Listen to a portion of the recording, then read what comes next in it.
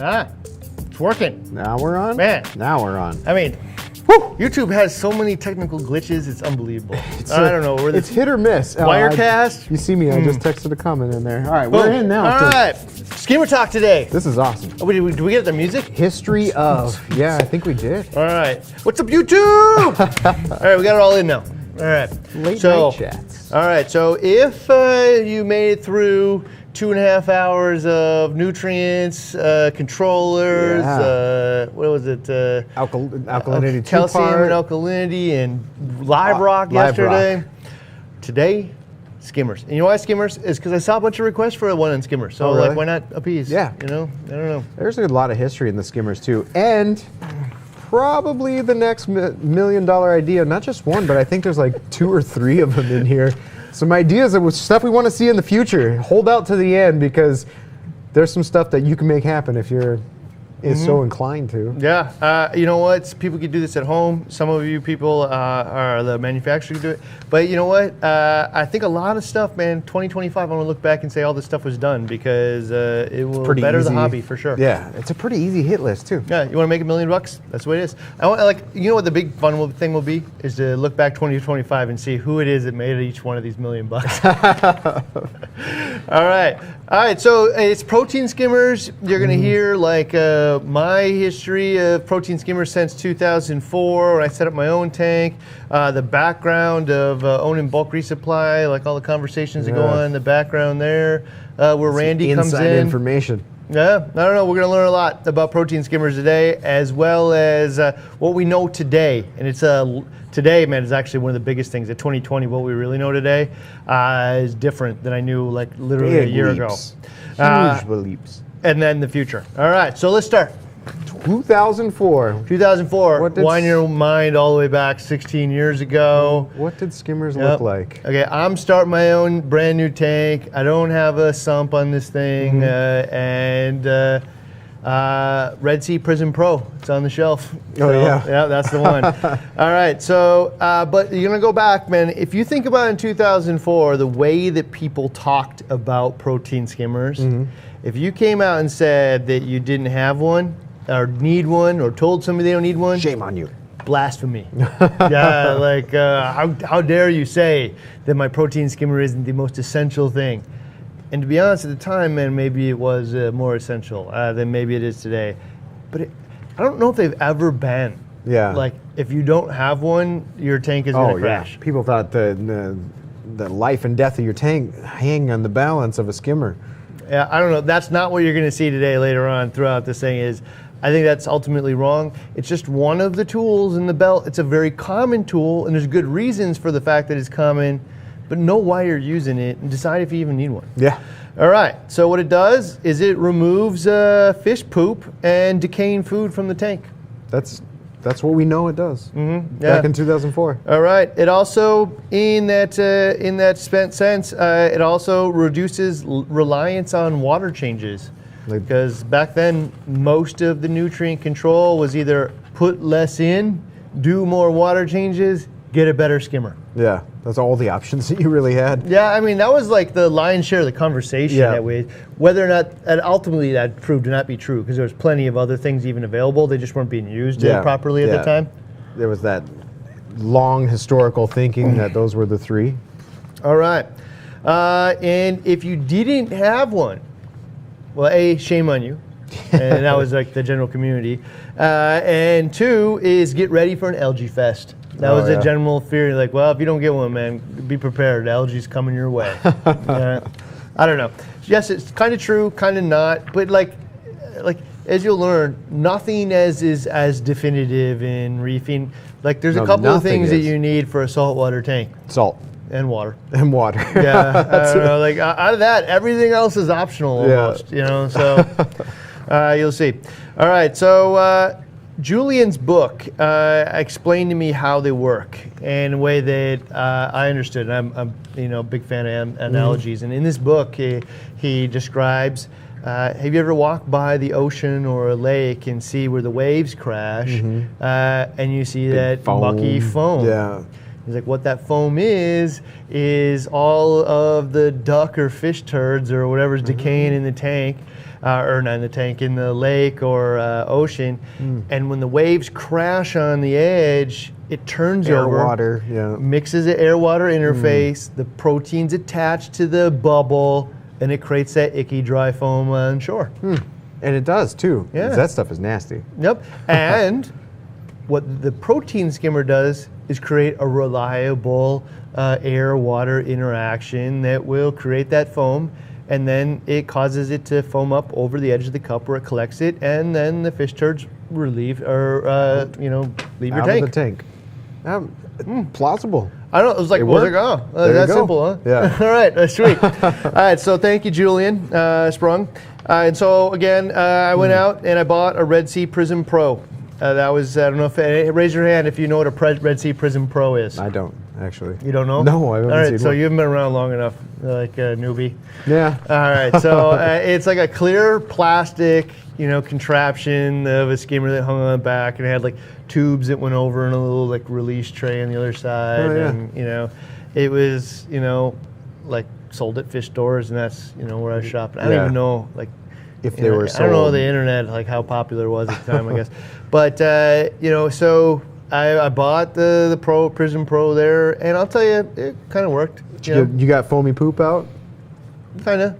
What I also did is flooded my floor, several times. hang on the back. That's kind of the nature of the hang-on stuff from that age. Is like it works until like any malfunction, and then it floods on your floor. So ultimately, it was part of the reason why I had thousands of dollars worth of floor damage when the tank ended up leaving the house. After that, anybody remember the Aquasea Remora? I heard of that. You heard of this one? Yeah. This was the one. Like everybody was talking about it at the time. Yeah. Like you wanted to hang on skimmer, man, Aquasea Remora is your guy, right? Other than the Deltec you hear about, but it was like this was a affordable one. By affordable, I don't know, make this up. But I think Was it was it like more $200. affordable than the Red Sea Prism Pro? No, it was like one of those incremental things, like the Prism. If I'm remembering correctly, Yeah. like Prism Pro, $150. Remora is like $250. Yeah. Except for Remora, like the way the Remora worked was it was like a spray injector, and so it like would use head pressure from a pump that was dangling over the edge, and then spray down and like create Build this, some bubbles. bubbles. Yeah. It was loud as all hell, and I will tell you this: I never got it to work. So it would make a ton of noise. So if by noise you function, then it got you. It's working. And when I did get it to collect something, it smelled like algae. Like it smelled more like I was removing, I don't know, like phytoplankton or something. Very green kind of smell to it. And the water was green that came out of it too. So That's weird. yeah, it was really weird. But I never no poo or anything. And then I upgraded, because they said if it didn't work well, then you should get the mag drive pump. So I got this giant mag drive pump hanging in my tank. And then they're like, well, if you don't like that, then you should get the internal box, because the internal box has teeth on it that will overflow and then it'll work better. Make more bubbles? No, well, it'll suck surface skim. Oh, yeah, yeah, And yeah. then like, yeah, that thing sucked too. When these are like just straight up pumps, there's no needle wheels, there's no... Just blowing, yeah. So ultimately, that I don't know what it was about the mag drive 2, but it was a siren song to the cucumbers. Like they were so drawn to it. And so the cucumbers, I had a bunch of them from the Live Rock package that I bought. Yeah. And they would normally stay in the sand until I bought this mag drive. Then they climb all up the wall, go over the edge, and then feed themselves right into the intake of the mag drive. All right, so then I built like a egg crate top that goes into the teeth, right? Yeah. All right, so I'm like, yeah, I got this now. Nope, next one goes in, and like it just feeds itself and just chews right into it. Like it was terrible. And then I'm like, all right, well, egg crate doesn't work. So egg crate, I'll wrap it in black bird netting and then put it in. Oh, yeah. Still, I don't know. That's I have no weird. idea. Anyway, I got rid of that damn thing. Gave up on it. But I mean, at this point, I'm 2 pumps, I'm 1 Aquasea, I'm a box, the whole thing. I got to be in this for $350. Yeah. I don't know. Still hardly getting anything out of it. All right, so the next one I bought was the needle wheel from Deltec. I got a different feeling about this one. Yeah. You talk about that one a lot. I know. It's like everything I think about skimmers, I go back to that, the first one. The first one that actually did what you were hoping for. Loved. Yeah, and so it had the Aquabee pump on it. It was a needle wheel. It was $500. Shoo. Yeah, or like $550 or something like that. Needle wheel's expensive. And everybody told me I should have got that from the beginning, but like, I mean, $550, that was like a fourth of the whole budget of the tank in the beginning. But you know what I did is I just made it twice as expensive by buying all that other garbage. Yeah, so now you have to buy it twice, 3 times. You know what else? I was able to eventually sell that thing for like $400. Almost nothing. Held its value pretty well? Yeah, when I switched up tanks, down the road, because everybody talked about it so much. Nothing holds value. Almost like that. Nothing in reefing held value. That hang-on Deltec skimmer sure did. Okay, so this time though, it did what a skimmer was supposed to do. So made bubbles. It made bubbles and it made poop in a cup. You touched it, it jostled it all, the whole house smelled like crap. Yeah. Meaning it worked. It's working. Right? And you look inside, it's thick paste of crap inside of it. It was a highly functional skimmer. Yeah. And better yet, it was so easy. There was like a little cup that you raised and lowered. Yeah, I was going to ask you, is this the one where you get the idea of the kind of angle, the wedge? Yeah. So one of the things you're going to hear as this conversation goes on is I've found a lot of things down the road that I think kind of ties me back to this one.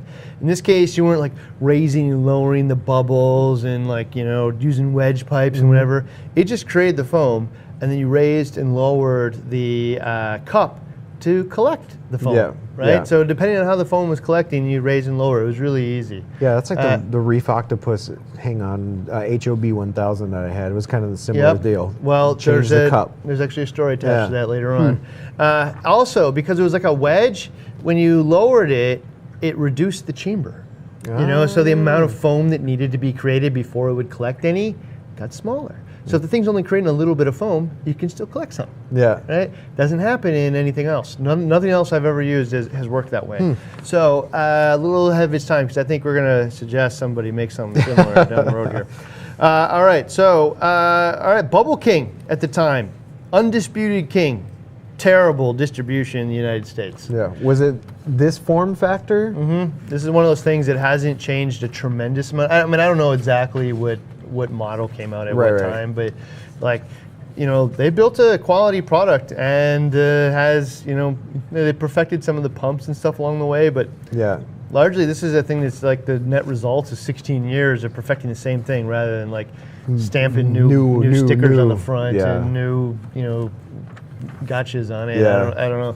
So, but at the time, I mean, Bubble King's always been like the untouchable brand in terms of like performance and price and stuff. Though. But at the time, man, like the distribution in the United States was terrible. Meaning, like you had to get it through Canada, and like a company called Proline, which would ultimately turn into Vertex someday. Oh yeah. And it was just like non-existent here. And on top of that, like the parts and stuff, like getting parts for it sucked because it's a European brand here. Buy the whole thing or nothing at all? There's going to be another story attached to that one later on. I mean, there's so many crazy stories woven in here in the future here. So we'll share those as well as time goes on. And the story in 2004, almost everybo's saying, get the biggest skimmer you can get. Yeah, whatever your footprint. Yeah, you can't get too big, I don't know, man. Like, that didn't turn out to be true, I don't think. So, almost opposite. Gas exchange, the purpose of the skimmer being to incorporate gas, like being CO2, ozone, or oxygen, really kind of an afterthought at the time. Not really a big concern. Not really comparing the difference between this surface area agitation versus what the skimmer can bring in. Yeah, I mean, so I don't know. I don't know if I have them written in here somewhere, but like at the time, there's pretty much like 4 or so different types of skimmers. There's probably some more that I'm forgetting here, but like there was a needle wheel skimmer, so whisks water and air together through the venturi. Yeah, downdraft, which is I had one of those. Yeah, like you're usually a lot of them. Like I think there was one called the ETSS, which I had actually as like a used system I bought, but it would spray water down with like a big old Milwaukee pump. Yeah. Maybe it was pan roll, I don't remember, but like a big old pump and high head pressure. It sprayed down a tube of bio balls. Oh yeah. And that's what would create the air-water interface. Oh, yeah. I don't know, it worked okay, except for it was loud as all hell. Not only do you have this giant Milwaukee pump down there, just but that noise of water smashing into bio balls. I don't know, like if that's okay for you. It was also tall. So you needed to have a pretty tall stand for some of these things to work and clean and whatever. There was also the spray model ones, so different ones that use them kind of a spray injector. Yeah. And there were also airstone ones, believe it or not. Yeah, I remember seeing some of those from back when. You get a little tube or a little chamber, and you run this high-powered air pump with a bar about like this, little airstone, longer, what have you, making the bubbles. I don't know if they actually work though. Hey, Dave, if anybody shares another different type of skimmer that they can remember from way back then, chime in and let us know. I had a downdraft. Or if you have a favorite skimmer from 2004, chime in as well. All right, and Randy, keep your eyes out. Oh yeah, I just failed. I can't read that stuff. It's too small. I got it. I got to get relasered. All right. So now I'm going to go 2004 to 2015. Right. So this is like the next 10 years of reefing for me. I've a few years later, I open up bulk reef supply, and I learn a little behind the scenes. But I'm also learning as a reefer on what works and doesn't work. I'm hearing tons of complaints about all of them via the phone because at the time I'm still answering the phone. Answering emails, all kinds of stuff. All right, so I'm going to tell you the saddest thing I think of the whole conversation today, and then we'll move past. This is a decade's worth of time from 2004 to 2015. I see very little innovation. Oh. Very, very little. There's a whole ton of same body shape, same pump type deal, the same way to inject it, same bubble plate, the same skimmer cup. Well, I guess there's a bubble plate came in there. I think like these guys actually invented the bubble plate. I don't know, maybe somebody else. Maybe little tweaks on how the bubble plate is. Wine glass shape, pyramid shape, cylindrical square. I don't know. There was certainly nobody ever settled on this is the one. All the stupid shapes that have come out over the years. I don't know. Well, and then at some point in time, then it's just like a cost analysis race, like who can make it cheaper and who. It wasn't even really that, man. It was just like me too. It was like, oh, somebody glued a pump to the side of an acrylic tube and charged $300 for it.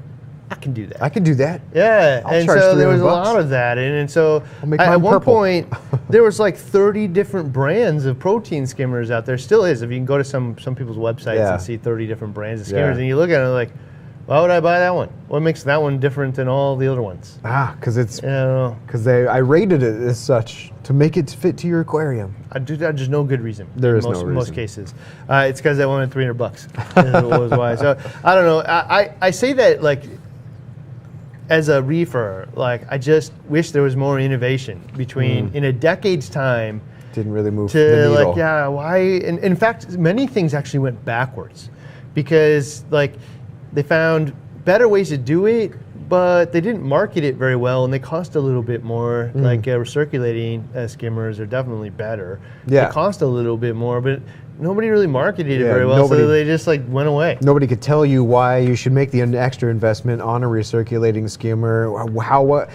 I saw both of them, coming in when I was choosing my own skimmer. I said, there's a recirculating, there's the internal, and the only thing that I could remember was the explanation behind the recirculating. It's external, and that's not even the case though.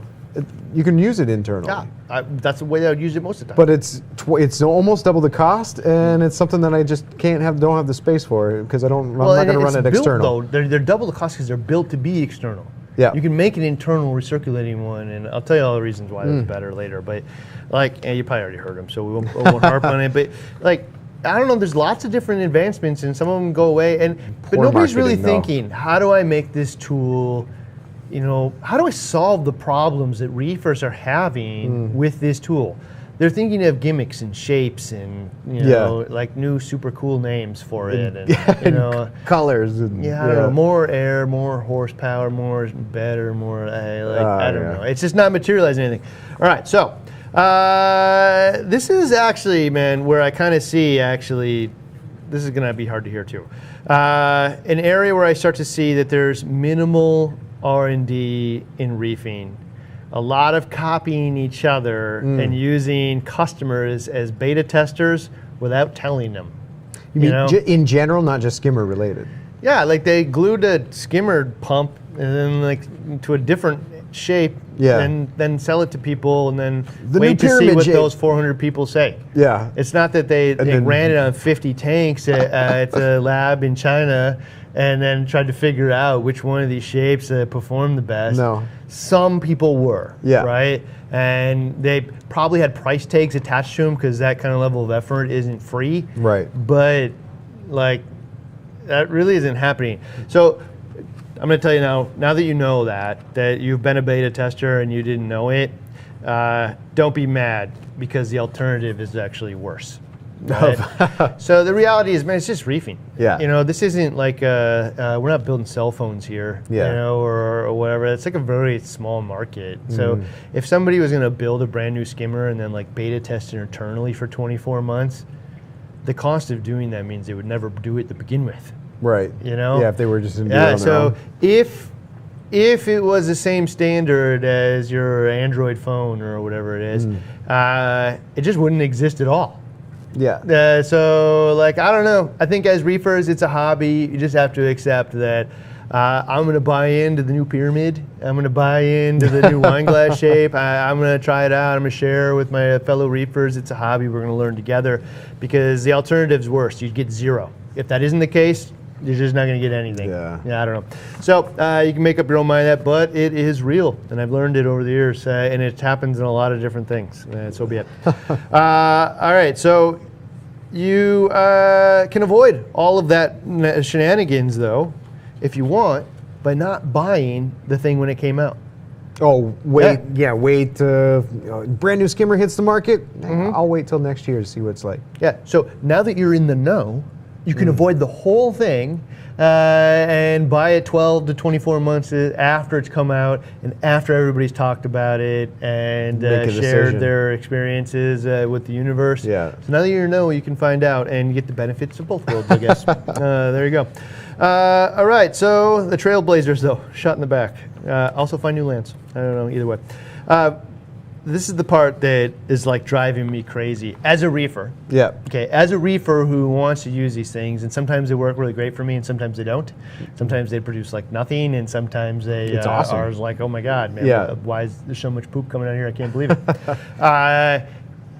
But there's very, very little guidance on how to use them, and even less troubleshooting. Like you email the manufacturer, it goes into a very special black hole. There's like one of three answers. There's the answer of how long have you had it set up, and it's got to go through this break-in period. Mythical thing. Mythical thing. And then there's adjust the gate valve and wait a little while. And then there's the adjust the water level and wait a little while. And that's really all you get. Most of the time you got, hey, I'll email you to Jerry, and then Jerry never gets back to you. I mean, I don't know, man. It was very, very frustrating on both ends, on both the trying to connect, customers to support, because I don't know, it's just a tube with bubbles in it. I don't know why it doesn't work. I now know why. It's a different thing, but like back then, you'd think the manufacturers would provide better instructions on how to use it and tune it to its application. Won't be even able to explain it. It's tough though, man. It's tough. I know their side of the story too. It's hard, so I whatever. But it is disappointing,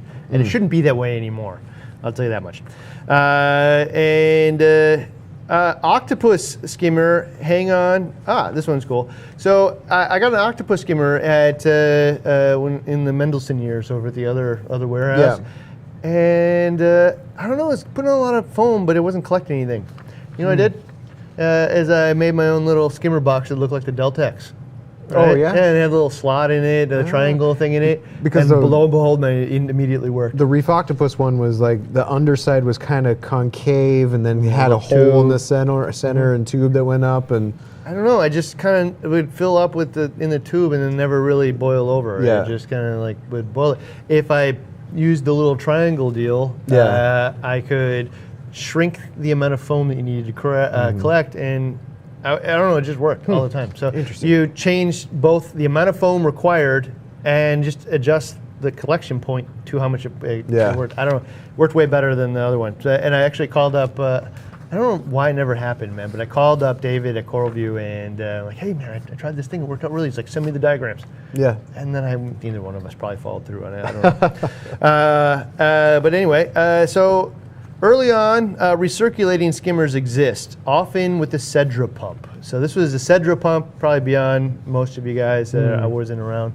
Cedra pump was like an inexpensive, readily available needle wheel pump. And there's a lot of people making skimmers out of these things. Yeah. So just using that pump, but putting it in all different kinds of bodies. Yeah, and I don't know why, but like it was a recirculating pump. Usually what would happen is it would just come right out the side of the cylinder and then go right back in the bottom, right? So it wasn't like your external skimmer has all this contraptions on it and everything.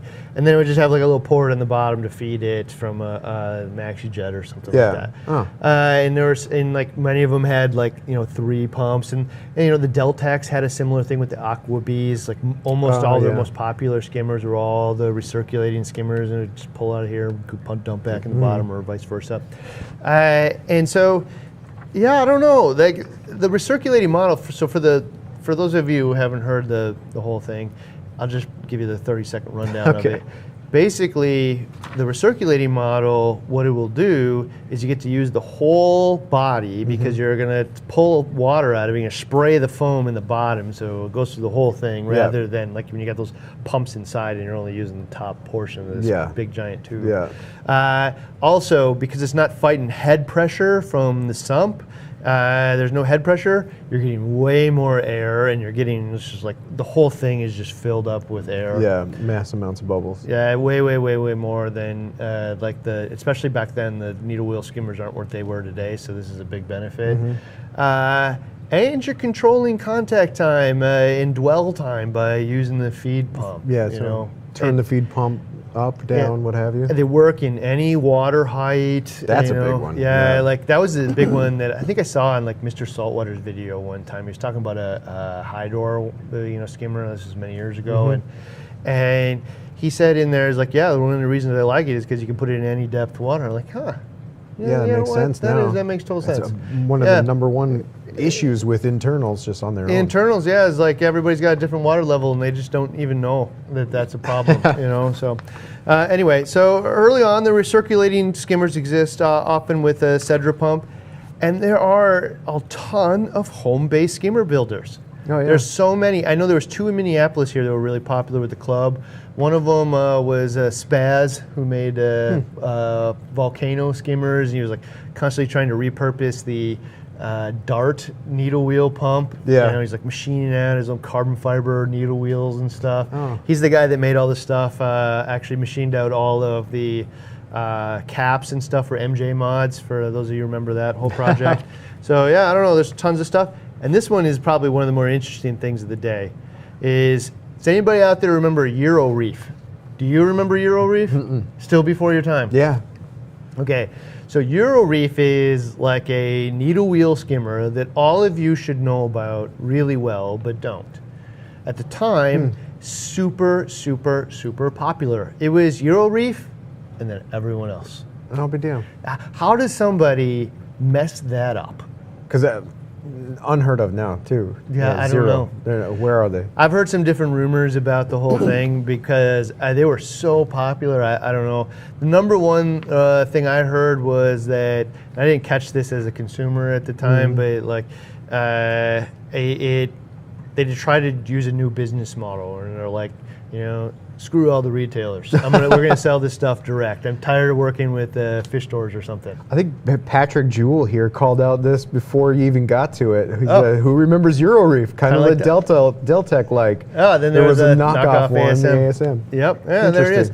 So Euroreef, I think what they did is they're like, hey, screw all the retailers out there. We're going to sell this ourselves. We don't need you guys. You know, and then they poofed.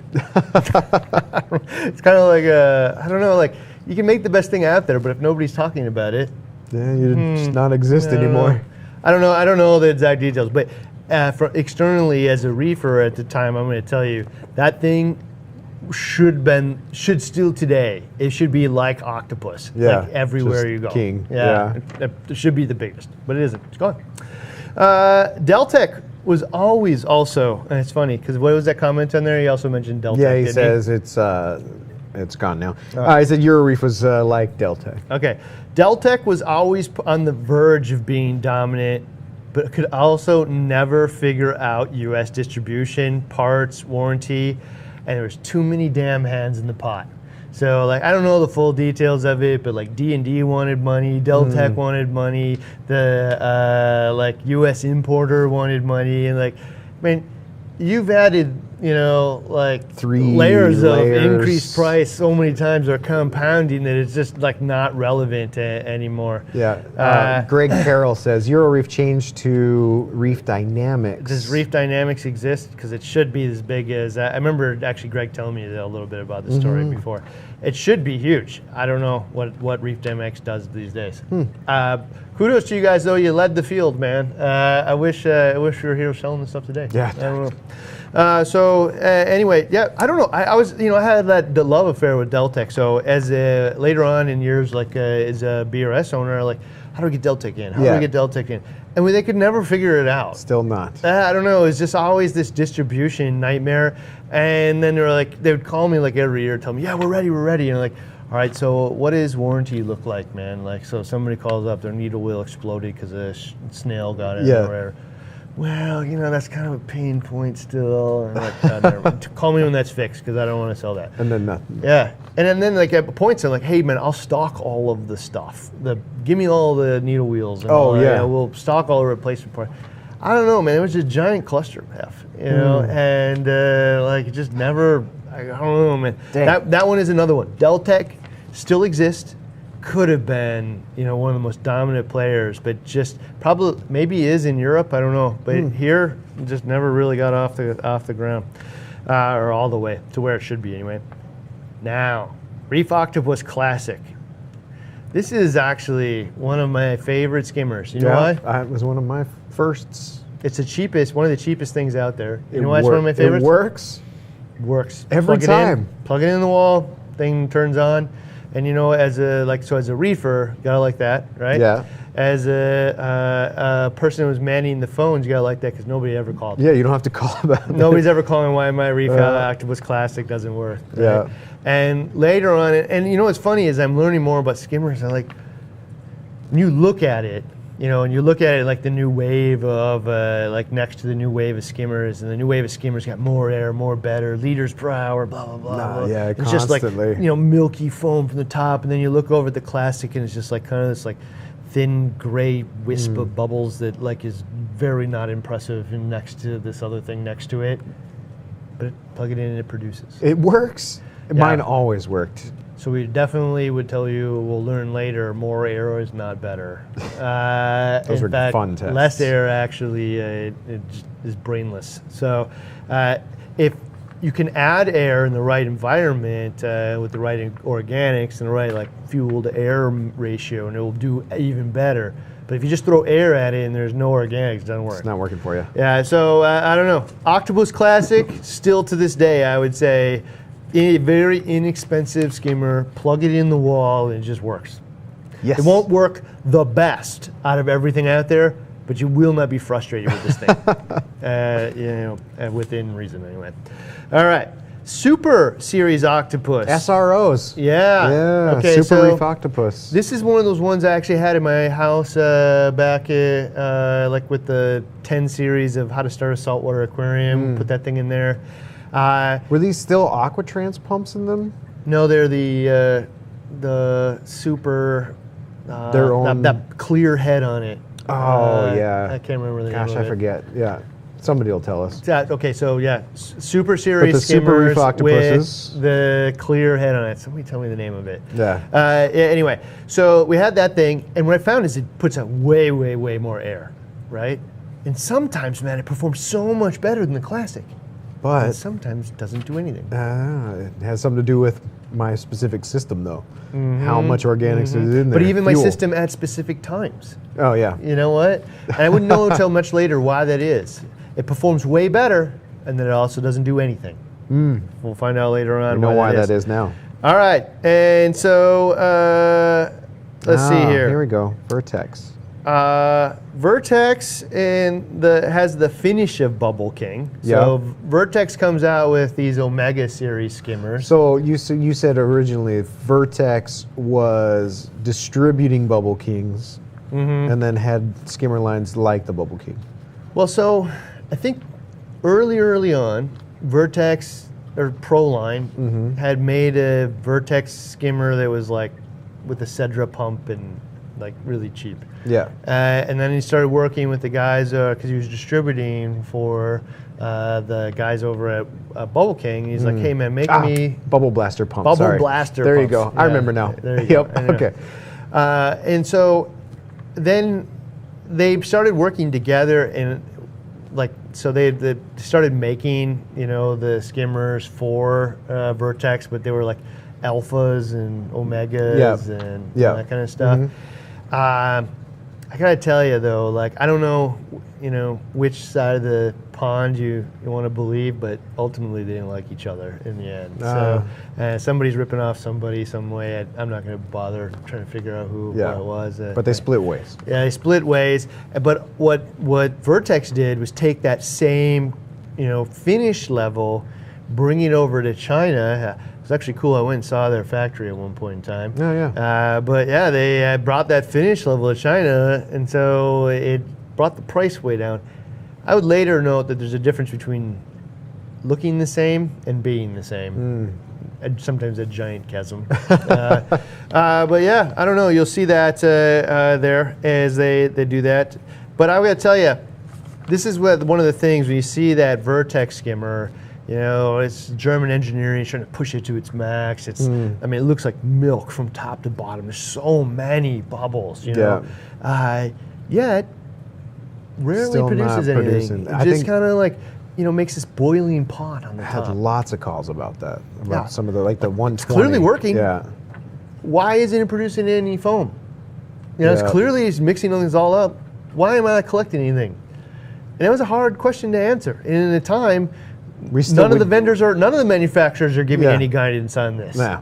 And we didn't have a concept of how to find, or what was actually going on, what the process was. Even the classic, nobody told us that the reason the classic works is because of less air, because nobody wanted to talk about the fact that they had less air because it was a crappy marketing message. So I don't know. It's tough. So eventually, Bubble King or Royal Exclusive and Vertex split ways. The DC Regals are now out. But why would anybody turn down the air? The only reason that I entertained a DC pump was because it was quiet. And I saw that I had the controller. I didn't know what setting to set it on. I didn't know why the reason I would choose 1 or 3 or 5 or what have you. So set it to max and then adjust with the gate valve. That's the only adjustment I know. Okay, you want to know what I thought when I saw the first DC skimmer? Looks like these guys want to make an extra $150. Just to have a DC pump on there. That's all they have. So we never really talked about them a whole lot, and I never really used them because well, don't you just want the most air that you can get? Just a pump in a body here. I don't know. Why would I turn the performance down? Yeah, I thought I don't. I'd later know that was stupid. Yeah. And actually, the manufacturer should have told me it was stupid, but they probably didn't know either. Yeah. True. So, I don't know. There is a purpose. You can adjust it. The big thing was that it was silent. Yeah, I mean, everybody wanted super quiet because some of these, you get a mag drive or a Aquatrans or anything like that, and talk about some vibration, going into your sump. There was a lot of skimmers that were pretty noisy. One of the noisiest things on the whole system, actually. Well, even just the air mixture itself is noisy, but you get a highly vibrative AC pump, double. Yeah, all right, there you go. All right, so Skims has an air adjustment on the intake of the silencer. Oh, yeah. Why would Why would anybody want to do that? Yeah, I don't know what that does. And like as a retailer, like, well, let's talk about their features, I guess. Yeah. You can turn the air down. Yeah. Okay, now we know why. Yeah. Later on, you're gonna hear it again. A little ahead of the time. So. Yeah, there's a good reason to have less air instead of more. I will tell you, though, that I want more. I just want to have the ability to turn it down because I want to scale with my system. Yep. So a big part of this is people turning this skimmer on in a tank that has 2 fish and 3 pellets in it. And then wonder why it's not doing anything. It's very different than a skimmer, a tank that's got 20 fish in it, fed 3 times a day, and has an accumulation of a lot of other garbage from over the years. Yeah, so very different. And now I want when you start to understand, like, I don't actually want to buy a skimmer for that first stage and the third stage and the middle stage. I want one that spans the whole thing. How do I do that? DC. Oh, there's an answer. It's more than DC too. Yeah, I got my answers for this. All right. So warranties on all of this stuff, garbage. Part of why we were actually excited about offering the Skims line direct. Because we could handle the warranty. Yeah. I mean, like, nobody's perfect, but largely when you call here and you're like, oh, my thing is broken, and you're like, got a part out to you. All right, fix it. Yep. Right. Here's a new pump. Yeah, and so like it got to the point with the other manufacturers that like, guys, you can no longer say, go over to Vertex and say you have to go call Vertex for a warranty. Yeah, we did say that a lot. All right, so you call me and like I'll CC you in. Hey, Jerry over at Vertex, I got Randy here. His impeller's broken. I need you to help him. Yeah, and it would take an at Bulk Reef Supply email address to do that because the customer would do it and get nothing. Yeah, so the reason why that is because most of the time when they need to give you a part, they have to harvest it out of a brand new skimmer.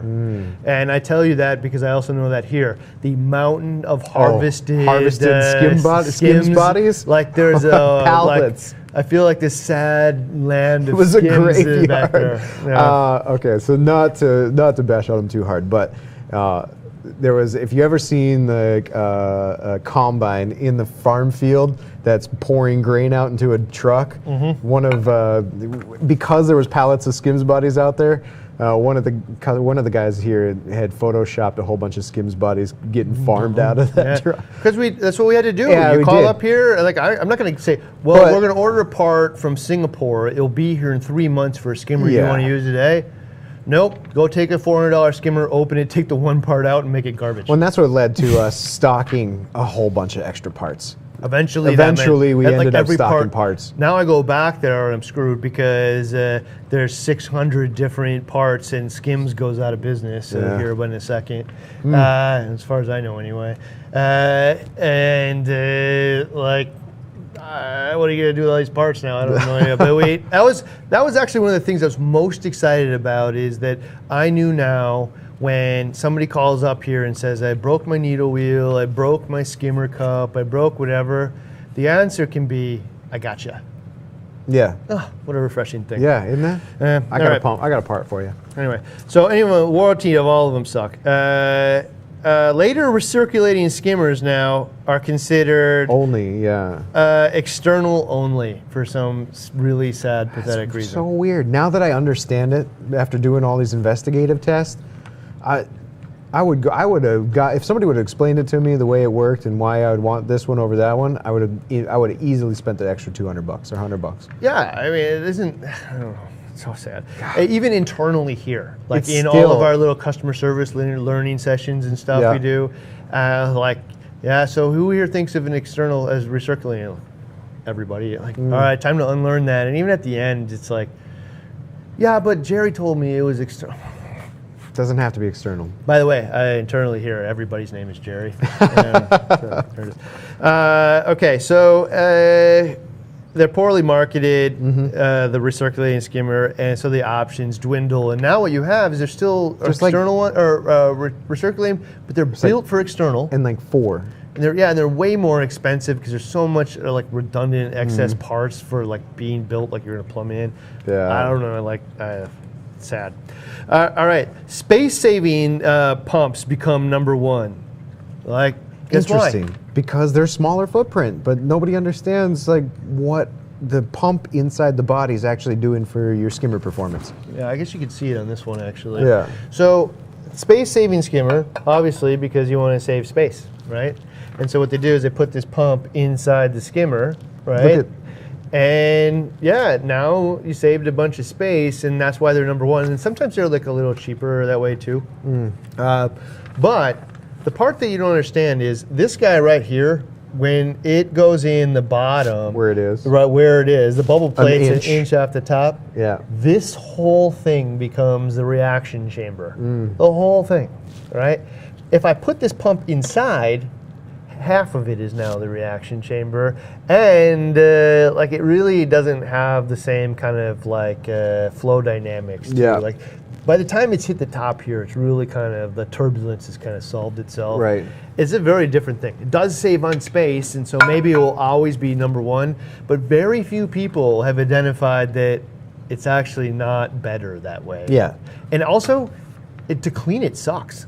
Oh yeah, to tear apart the body, unscrew the screws. Some of them were built then that now I can remove the top from the base, but then you have the cord that you got to get through. It's just a hassle.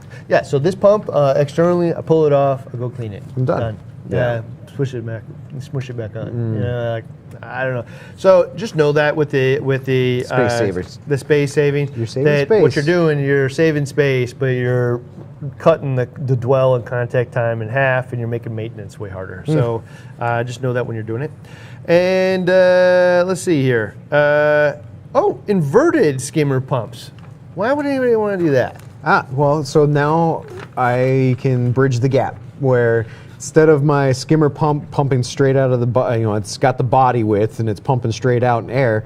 If I invert it, now it's pumping air and water down, which gives me my reaction chamber back. So the Octopus Elites, yeah. So they some have of the like an Elites do inverted that. pump where the needle wheels are face down. Some of the Skims ones did that. There was a couple Skims yep. one that had the same. The pyramids. Yeah, I think the pyramids had that. Yeah, and so when it's inverted like that, you're taking up some of the space with the pump itself. So so be it. But Yeah. you're now getting foam from the bottom all the way up to the top, and it's not just water down here. So It's kind of a solve. yeah, it is to some degree, and so that's like one of those differences when you're looking at the Regal versus the Elite, and you're like, well, they kind of look like they're going to be the same, except for one looks more polished. Well, it is more polished, and then there's this too. Yeah. All right, so more people are using like skimmer lockers at this point Skimmate too. lockers, yeah. Yeah. Yeah, these are really I did it with a 5-gallon bucket and just hoped that I would make it back before, from like a 4-day weekend vacation before my 5-gallon bucket filled up with Skimmate. But now, I mean, you can fit them with float switches. You can fit them with all this other stuff. Avast makes them with like pressure switches that will shut your skimmer off as it fills up. So a lot of cool options out there, and probably one that I wouldn't leave my house for any period of time without one. You know what?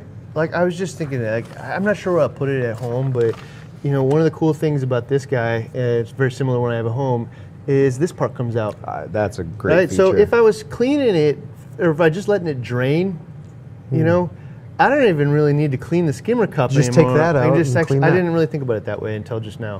So you heard it here first, folks, and that might be why they designed it that we've way. definitely talked about the fact that it comes apart, but I didn't think about the only thing I really need to clean is the center. Is this thing. Yeah, because it gets caked. So now you can run if I was draining it. Now you can run a Skimmate locker, and whenever you're ready. Well, I just got to find a place for it, I guess. So anyway, so people are using skimmer lockers more, so you're adding add-on features to it. Also, the gas exchange conversation is changing. So, there's gas exchange that happens on the surface of the water, right? A little bit from draining into the sump.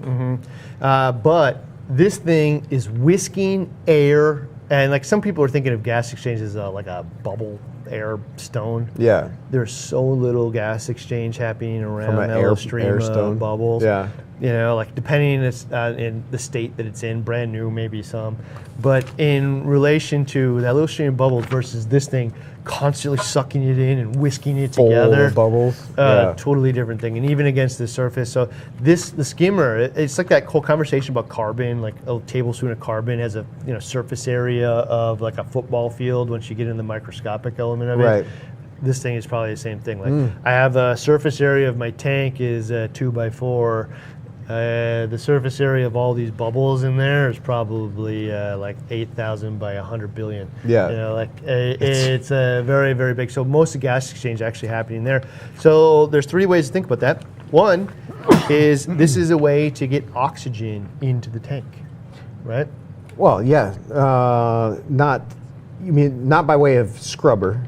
No. But I'm actually getting air in the tank. Yeah, so gas exchange. when the power goes out, my number one way to get oxygen in is power heads and that's a cheap, surface area. super low power Yeah. way to do it. But actually, I'm talking about even when it's just running. Yeah. So just when it's running, I got all of these fish in there. They're sucking out oxygen, all the different stuff.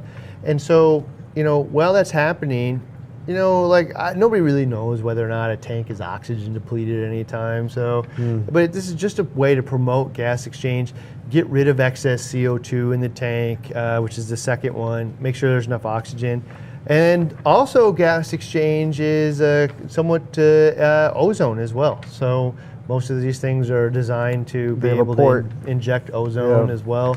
Something we'll get to in a little bit as well. But more and more people are thinking about the skimmer. There's by 2015 there's a lot of different ways to export nutrients from the tank, and so like if you figured out well, I got 0 nitrate and phosphate in the tank now, or close to, why am I running the skimmer? Do I need one? And so it's like you start to think of all the ancillary benefits of having that level of gas exchange happening in the sump. And some of them are really good. So it's kind of, the balance of, it was a benefit that was there that everybody always enjoyed. They just didn't know they were enjoying. So there you go. Interesting. So before we leave 2015, open and honest, I got mixed reports on values of protein skimmers. I got mixed reports from, people, reefers, people on the phone, like some of them are working, some of them aren't working. Yeah. Some of them are just pulling out poo like nobody's business. Some of them are just boiling pots of water that just require maintenance, and you just want to bash your face into them. When somebody could make that somebody who is performing very, very well could make the recommendation to somebody else, and then you get conflicting conflicting examples of how it's working for individuals. Okay, so it was about this point where it's like eventually experiences starts to make you look into things deeper. Yeah. But because I can open up a box of anything here, like I'm trying to use all these skimmers that are the most advanced. Like, I don't want to open the cheapest one and put it in there. Like I want to use like the people are sending me stuff all the time, more air, more better. And so I end up being one of these people that like, why is this thing working for everybody else? But for me, it always ends up being this boiling pot of water that hardly ever produces anything, and I feed heavy. Why is that experience, right? And then I start to notice the chain here, which is the cheap ones seem to work. Yeah.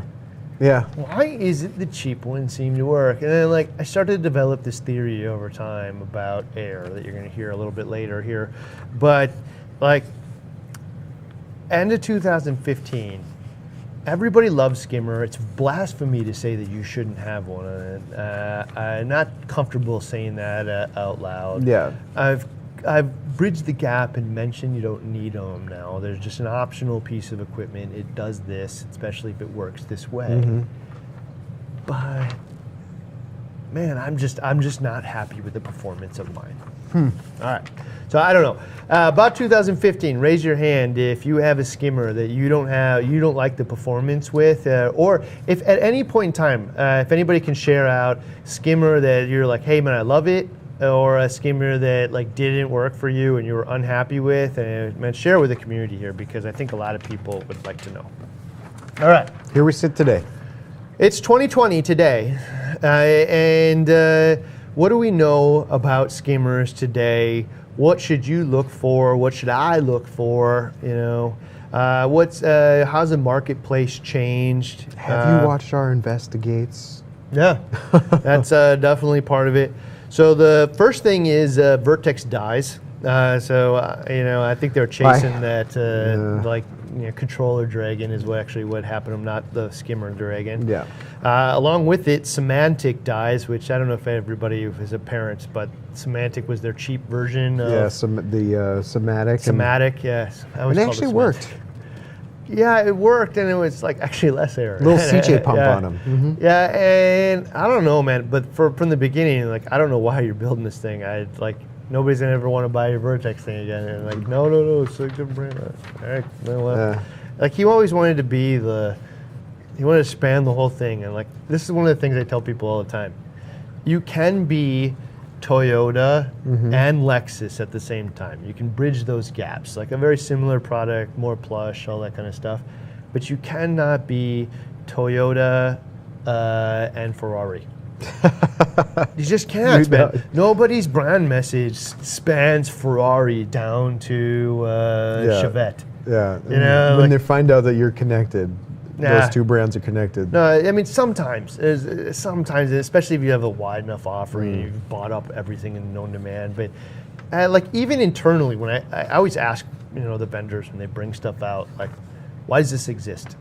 Yeah. Why did the market need this thing? Because that's how I'm going to be able to share it with people. Like, what problem are you solving in the marketplace with this thing? And sadly, 50% of the time, it's like, well, there's another one out there. We just wanted to do it too. We're like, all right, well, we'll probably have that related result. And so that was a Semantic thing. That thing, he also built it as this weird kit that was going to be in a sump, skimmer and a sump, and then you were going to buy all these accessories. And I got to tell you, there are almost no business models in reefing where I found that actually ever worked for anybody. So if anybody's out there thinking they're going to do that, give away the whole thing in the beginning and make it later. Build add-on accessories that you just want to upgrade to and add. And, so like the Reef Keeper did that. And so if the Reef Keeper, instead of deciding that, and like selling the original thing for $119, if they would have just charged $169 for it, it'd still be here. Yeah. And people would have paid the $169. But like trying to build this business model of give it away for free and then hopefully people buy accessories later, I don't know, maybe it works for somebody. It hasn't worked for anybody that I know in reefing, so it's a fast way to bankruptcy. Skims dies. I think Skims dying in his relation to Corona. I don't know. Yeah, factories and whatnot. Yeah, like the factories. Like I think this is like they never returned any emails. So they just went like poof. They went black. So if they pop back up, no, they ripped us off. Anyway, so they don't return any emails at that point. And I believe one of the problems is they were a Singapore company, but they had a Chinese factory. And when Corona happened, the Chinese didn't allow anybody in the country, and so they were just screwed. So a friend of mine knows somebody who works across the street from Skims, and they just said it was done. Nobody was going in and out. So I don't know if that's all true or not, but I will tell you that we're clearancing it. So watch for those to get pretty cheap. At this time, around now, I mean, it was a little before this actually, but BRS brings in Bubble King. Yeah, that was recently. Yeah, the last couple years. Yeah, and I always wanted to bring it in, and I don't know why we never did. Yeah. I try to think of the product lines here as like good, better, best, and it's often good being the cheapest available product that works. Yeah. Right. I think of like that in terms of. Like the JBJ Auto Top Off, it's like $69. Yeah, it works, especially if you clean it. You know, and then in this case, I don't know what the better and best breakdown is, but like the Tunes Oscillator ends up there. Yeah, but often there's good, the cheapest option that works, better, the option that most people end up buying because it's that value matrix of performs better but at a reasonable increase in price. and then there's best. You know, this is the thing that has 30% more features and costs twice as much. And it's not best just because it has more features. It's not best because it costs more, but it actually does something. Yeah, it has to deliver on that best, but it's not the same scale of like it delivers 30% more features and costs 30%. That final 30 in most best categories or anything usually costs double. Yeah. Yeah, so if you want the final 30. So these guys deliver on that, and I've been using it now, and I definitely believe it delivers on it if you shell out the bucks for it, I guess. But anyway, we bring in the Bubble King. And what's cool about it actually is one of the frustrations I had when I looked at it, there's like this Bubble King Mini, there's the double cone, there's all this other stuff. Yeah. And Supermarine Deluxe. Supermarine and the Deluxe. Well, why would I ever want these? And actually, this is one of the conversations I'd have with the other vendors too, and the others. Like, tell me why I want this other one. Yeah, you got a Deluxe, you got a Super Deluxe, you got, the double cone. At one point, Octopus has 16 different lines of protein skimmers. The INT, the SSS, the Classic, the SRO, Well, and so one of the conversations I had with them was like, why do you have so many, man? Like, tell me why I would want one of these. Well, here's the thing, man. We innovate and we bring out some new thing, but the stores don't want us to stop selling the one they already have because they've, invested a bunch of money into these things. We can't give them make them instantly irrelevant, all the stuff on their shelves. And they're like, just keep making the old ones too. Well, now we got to stock 16 brands. I don't know what the right answer in that matrix is. I understand the challenge there, but whoa, there's a lot. All right, so molded skimmers come into existence. So here's the difference. I don't know if you guys know what a molded skimmer is, but a lot of them are made out of acrylic, and so the acrylic tube is either cut or machined, softened, and then molded over a cone. Shape, Actually, the way that Vertex made that wine glass was the opposite. So they would take the tube and cut it, put it in the oven, and then it would soften, and then they would stick it in this tube and shoot air in the bottom, and then the air would push it out to the sides of the mold and create this wine, and then they cut off the top and the bottom. Yeah. All right? It was really cool to see, that's how you make that, I guess. I don't know. But molded ones are you got to get a mold made, and they inject plastic, thermoform plastic or whatever kind of plastic you're going to do. But the problem is you're going to it's way cheaper than machining acrylic. You can make these things 8 million of them, but the cost of the molds are really expensive. So Red Sea came in and they have a molded skimmer. Yeah. And every single one of those pieces, you can see there's 60 pieces on this thing. Every one of them needs a mold made. And I'll tell you, if you hold one, you would say, well, the molded one feels cheaper because it's not as heavy. I don't think that's true. It feels that way, but it's not necessarily true. Yeah, I mean, that was for some people that really heavy PVC acrylic feel just meant quality. Okay. That's actually a good, interesting thing. So I told that to the Vertex team at one point in time, and it just, you touch this thing and you're like, yeah, this thing is of quality. He's like, yeah, that's on purpose, because in Germany, heavy means quality. Yeah. If it's light, it means it's Chinese and crappy. You start thinking about all of the products like that. You're I never does really make sense, heard it doesn't that it? way before, but you're right. It's not that this PVC is that much better than acrylic in any meaningful manner. It won't break and stuff if I shatter if it hits the ground the same way PVC will, but it's the mentality, the brain tells me that this is of substance. Yeah. Okay, so then a few years ago, we went and bought a Volkswagen Jetta for my wife. Right? Yeah. Okay, and so while we're there, the guy comes over and he's like, yeah, German engineering, touch this door, close it. Heavy, huh? Yeah, it's not like your Hyundai. Things are light and cheap. And I'm like, wow, this actually is a real thing. It happens across the board, not just reefing products. Like the Germans, man. Heavy means substance means better. Yeah. I can feel that. And watch for this in your life. When you pick up something light, like a molded skimmer, and it's lighter, it's like, oh, this is cheap. It feels cheap. I don't think that's true. Yeah. It just feels that way. But you're starting to see these things, and so like you look at it, and it actually makes it cheaper. So if you happen to be a company like Red Sea, it's a global company and can commit to making and selling, they have presence in all kinds of fish stores. Commit to making and selling 10,000 skimmers. Yeah. Molds make the way better way to do it. Okay. If you're going to make two things, if you're going to make skimmers and you can only sell 1,000 of them, you have to machine it. It will never make sense to make the mold. Yeah. Two, if you're going to make constant refinements to this, and your plan is to make it better and better over time, you have to machine it. Yeah. You can't keep paying A to new remake mold, molds. a new mold. Yeah, that's expensive. I don't know. Like I saw Seachem or their other brand, Aqua Vitro, came out, and I looked at it in the video that Reef Builders did. Jake was talking about it, and it looks to me like it was molded as well. So you're starting to see more of this stuff out in 2020. That it will feel cheaper to you, but I'm going to tell you that it's actually a sign of a company that is committed to a design and making lots of them, which will also make it cheaper. Yeah. So, and you can make parts out of molds. You just can't machine very well. Yeah. So, I don't know. Interesting. So you're seeing that in 2020. All right.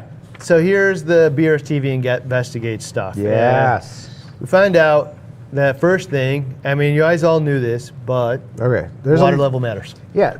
And that's kind of, it was known, back when that was one of your adjustments for internal skimmers is to change the water level, to dial it in a little bit more.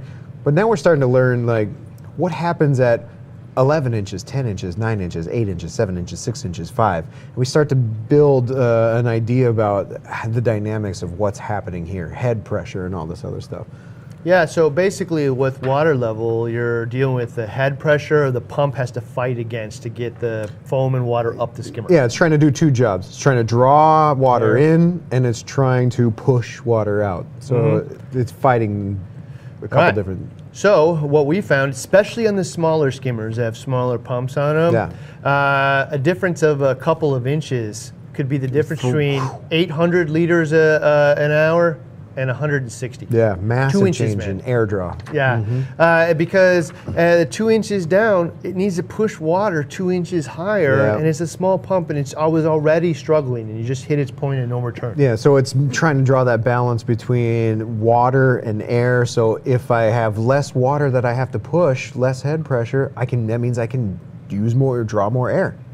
Opposite too, super powered Vertex skimmers are dumping air in there like nobody's business. It's in 2 inches too deep. It's just you can't stop it from just overflowing constantly. Yeah. There's so much foam all the time. And so what we found is when you're on the phone and trying to help somebody and you're like, yeah, well, so you can adjust the air, you can adjust the water level, you can adjust this thing and that thing, the other thing, and the wedge pipe and all that stuff. You hear what you want. The thing that's actually the hardest for you to do in many cases is change the water level in the skimmer compartment of your sump because it might be fixed. Yeah, true. So I just did all those other things you talked about and not that one. That one might be the one that matters the most. That's true. Yeah, set it on something, do something. Yeah, so set it on something, find a way to make the water level deeper. But the problem exists AC and DC pumps. Single pump type skimmers have this problem regardless. Yeah, so if it's not a recirculating design, this is having a certain way of exiting out of there. But we do learn something in that testing the AC versus the DC in these same types of scenarios. We do find the benefit of the DC when we're talking about how much air that we can change. Yeah, so that's the second conversation. So I'm going to get to that in just a second. But if you have a skimmer and it's not doing what you want to do, it's overflowing all the time, and you can't stop it from it, you can try lowering or check it to the manufacturer's rating, because most Right. of them actually do give an accurate Yeah, Reef rating. Octopus is really good. Yeah, Reef Octopus was one of the best. Yeah. And so in terms of giving you an accurate rating. Where it needs to be. Yeah. So make sure it's actually at that level. If your water level's higher than that, that's probably why it's just barfing out foam all the time and you can't get to stop. Yep. If you can't get any foam, it's not producing anything, and it's just Gate thin valve's wisps, closed all the way. and you get 6 inches of water and the thing calls for 8, get it up to 8, and then complain after that if you want. But do the first thing, because it actually really matters a lot. Yeah. All right. So the next thing we find actually is the amount of air matters. Now, so we get this really cool airflow meter, and we put it in line on the air intake, and we just start to see, all right, so we found their optimal, water level height for these a whole variety of different skimmers. What is the differences in like pump and air draw and air and speed, and what is the difference between 1,100 liters per hour versus 200? Yeah, and then on the DC ones, like if we put it at max, does it actually perform better than it does at 4, 3, 2, and 1? What's the air draw differences at each step? Yeah. But also, does it skim better? Yeah. Right? Yep. So what do we collect? What type of foam does it create? Does it create wet foam? Does it create dry foam? Does it collect more or not?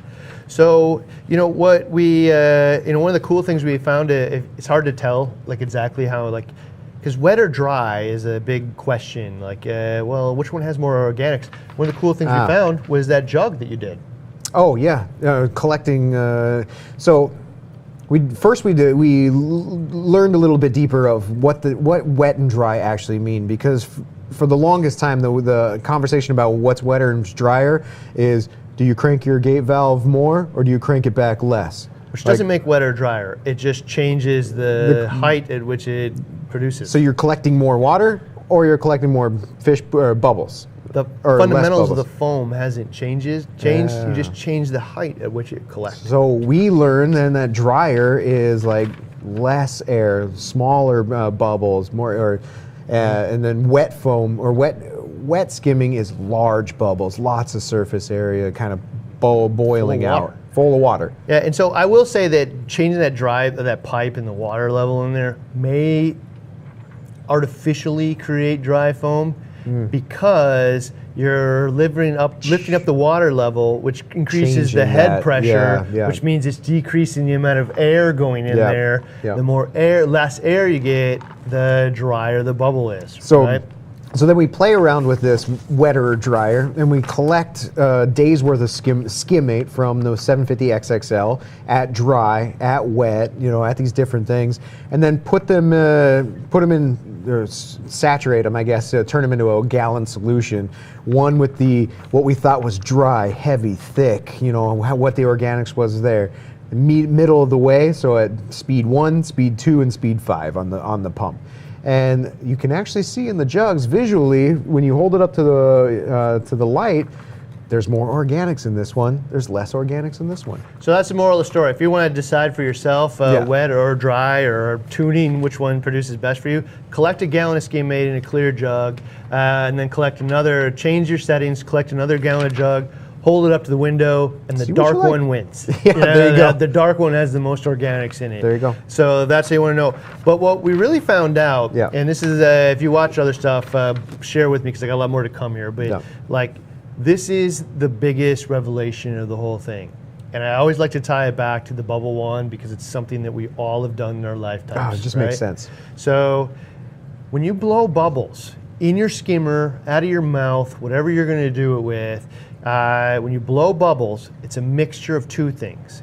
Air velocity times the amount of organics in that water that will hold a stable bubble.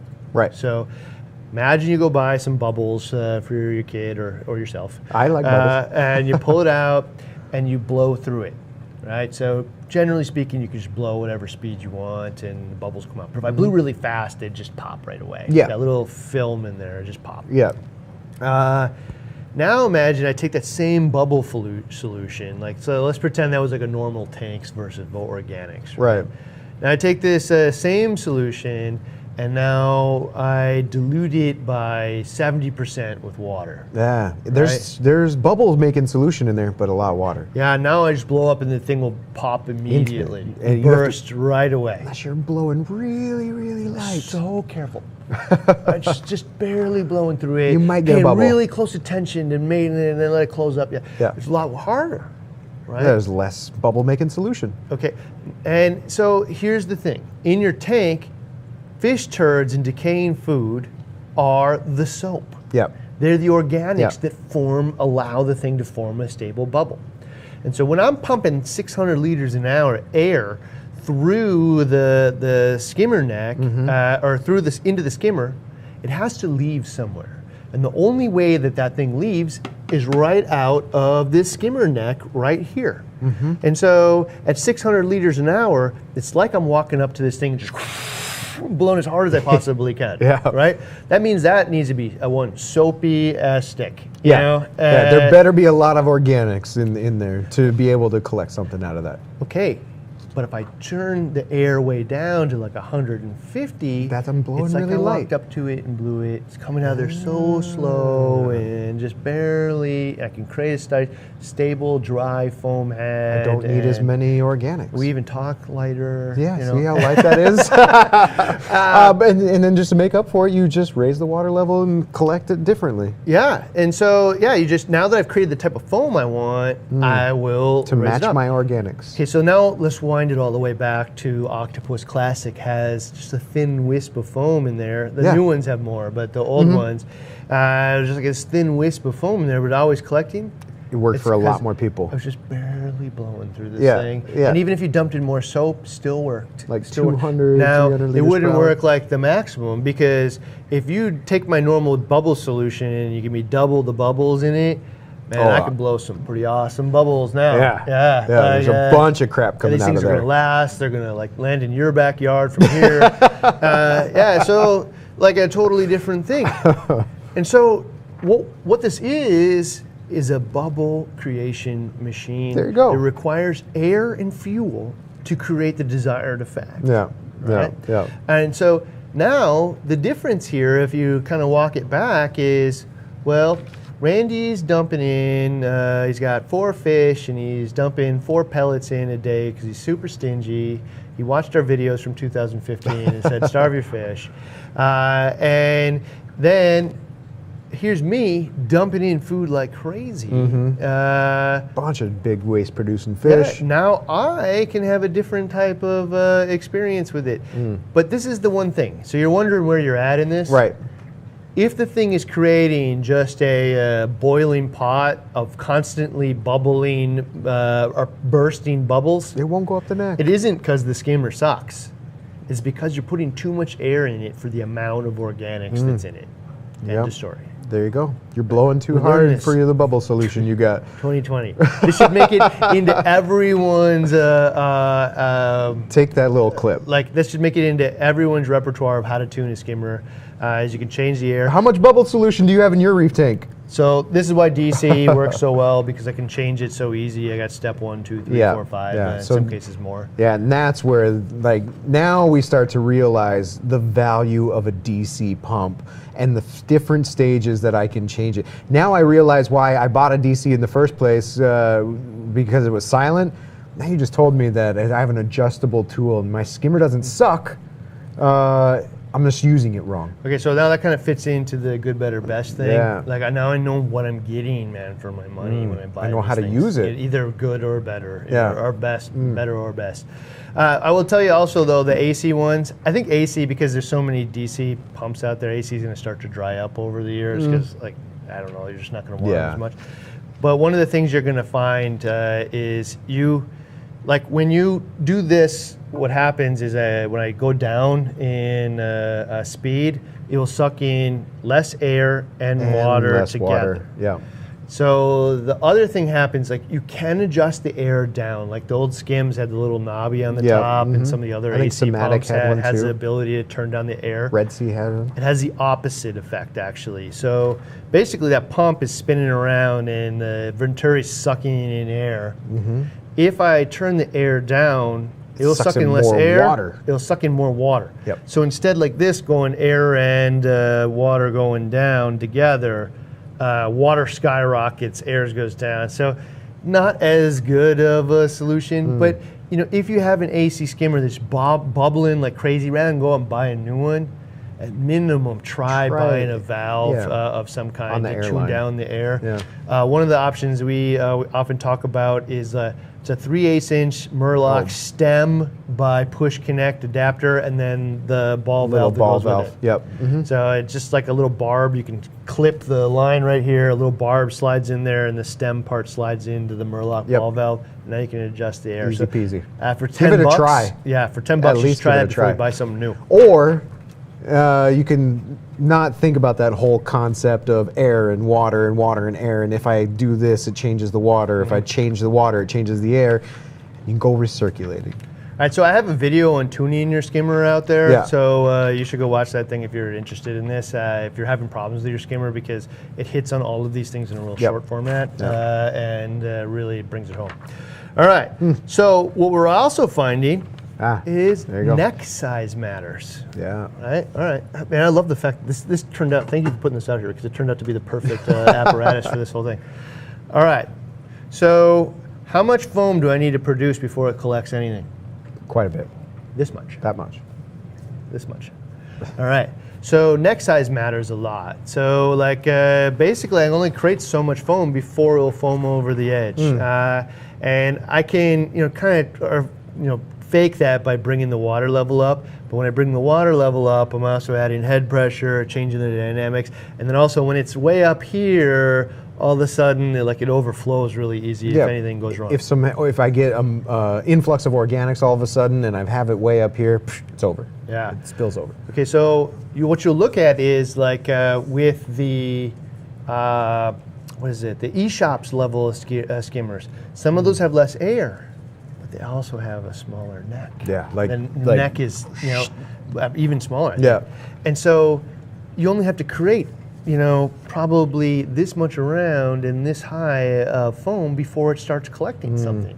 The only reason you have this is because, I got a ton of fish and it's always going to be producing. Yeah. Right? So the only reason that I got something this big, and this isn't even that big. So, when you look at some of them, and this is one of those reasons why bigger isn't better, is because you've got a coffee can sized cylinder in there that's collecting the foam that's this tall, that unless it creates a coffee can, a gallon of foam, it's not going to collect anything. Yeah. So, and again, you can cheat it a little bit by the water level, but the size of this apparatus absolutely matters. And this goes back to that Deltec experience that I had. And so, if you can remember, now I'm going to give you a little bit more detail on how this thing worked, actually. So the way that it worked was, it was a little box, and then it had essentially a little triangle in it that, I'm going to push this, had a triangle in it, and the foam would push up the triangle and then go over the edge and fall into this little cup, right? And so roughly, there's a triangle right here is the amount of foam it requires to capture. But you know what? I walk up to it and it's only producing this much foam for some reason. I could slide the cup down. And now they only need to create this much foam before it starts to collect. It's a dynamic, adjustable neck to a skimmer. So rather than being fixed to that size and that size only, or any other size that whatever diameter I choose, I can choose the diameter of the hole. So this is the thing, man, that I think you don't see many skimmers do this type of thing, but the best way really to collect or to tune the skimmer isn't to use a wedge pipe and change both the water height in there, which is going to change the amount of air it sucks in and head pressure and change the whole thing. Every time I turn that, it changes everything goes whack. Yeah. Like all the thing, it will not perform the same way a minute later. It will perform somewhat different, and you also have to wait. You have to really sit there and wait for it, come back to it an hour later and see what it really is doing at that point. Yeah, because they're all connected. Or instead of changing the water height, I could change the height and the way that I collect it. I can lift the collection point. changing the collection point, leaving all other dynamics of the skimmer alone. Yeah, I never have to touch these buttons or anything. This skimmer cup, collection cup, is now adjustable in my body. So some of the stuff you never heard me say, because internally here we were going to create the skimmer. $8 million idea is coming up here soon. This is a $10 million idea. Some of the stuff, because we were going to create the BRS skimmer, and I got to be honest, we may still make it someday, but like we haven't got any traction on it in years, so it's fine. Let's just get the stuff on the universe. Somebody makes it, because it will be better for the community. It's evolutionary leap in skimming. Now that we know the relationship between water and air. Okay, Single pump. So anyway, to me, way better way than trying to change the water level in there, which changes everything. Let the thing create the type of foam you want, adjust the air, adjust it, get the foam created that you want, and then just adjust how you collect it. So hang on the back skimmers have it right. Well, I know, coming out of the skimmer that you would never have thought hang on. It's just kind of a reality of the hang on skimmer, to be honest. Interesting. So anyway, 2020, we sit here today, and neck size matters. Yep. And I'm starting to just accept that nobody's going to make a recirculating skimmer for me. You mean for you personally? No, just in general. Like this message is just like, I don't know. I can talk about it as much as I want and tell you all the benefits, and everybody can nod their head, and then like, I don't know, either people aren't buying it or people aren't making it. Either way, a recirculating skimmer, like even the options. like Hydor, who made this thing. I think they made a new DC model and they got rid of it. Even the ones that were out there are going away. Bring back the recirculating skimmer. Okay, 2020 also, smaller's better than bigger. Yep. End of story. Do not get a bigger skimmer. Yep. If you are on the fence of, and this is kind of the message that we've had, if you're on the fence of what size to get, and you're looking at the manufacturer's ratings for your water size, your bio load, all this other stuff, take a step down. Yeah, so too big means I got too much air in here for the amount of soap that I have, poo. I also have a canister that's way too big that it needs too much to be able to start collecting anything, right? Yeah. Too small means I have not enough air, but I'll get really dry skimmate, and the tube is smaller, which means I'll probably collect something. The right size means right in the middle of that thing, right? That I'm getting the right amount of air, the right size amount of foam, and it's inside of a tuning ability that I can scale it from different areas of my tank. So the right size is always the right answer, but if you don't know and you're kind of on the fence, for me personally, go smaller. Yep. You'll be happier than if you go bigger. It'll perform. Yeah. All right. So that is the end of 2020. Now the future. What are we going to see in 2025? Here we go. What are the things, the $1 million idea? $1 million ideas. Somebody go do this, please. Yes. So if you want to make $1 million bucks, but even beyond that, this is just it's time after how many decades of skimmers for to make some changes in this realm. Yeah, I mentioned that the technology advancements from 2004 to 2015 were really non-existent. Just more skimmer options. I shouldn't say that non-existent, but very slow. Yeah. 2015 to 20, now. We added DC and stuff, but we didn't really Better tell understanding people of how they're exactly working. why. Yeah. I will tell you though, what was refreshing is when I talked to the team over at Bubble King about it. Oh yeah. And the D state particularly is like, the first thing you want to do is set it at like 30% power. Almost everybody sets it at 100%, and this is why it won't work. And I'm like, man, it's so refreshing to hear somebody else say this.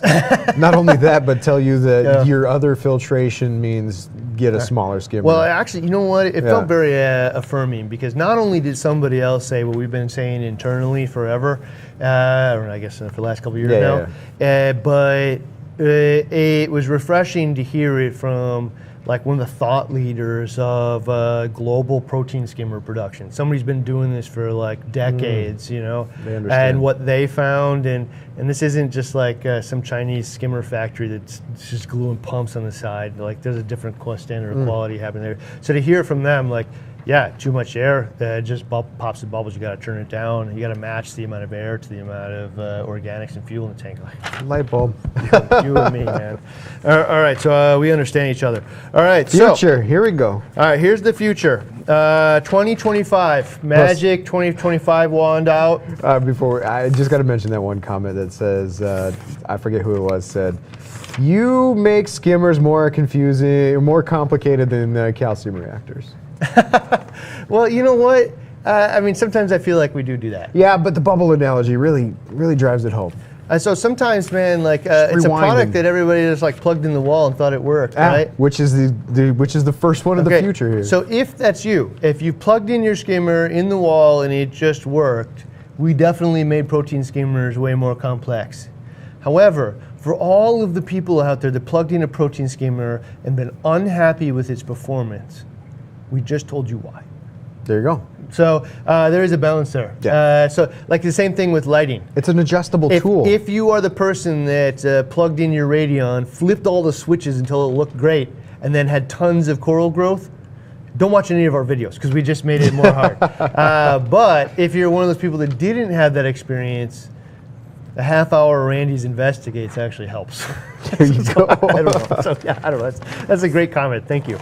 All right. Future, here we go. Future. That leads to this first one. That leads perfect into this. Actually, you planned this, didn't you? Nah, a little bit. Yeah, a little bit. All right. So the future here, 2025 Magic Wand. Plug it in. Please. And it works. Please.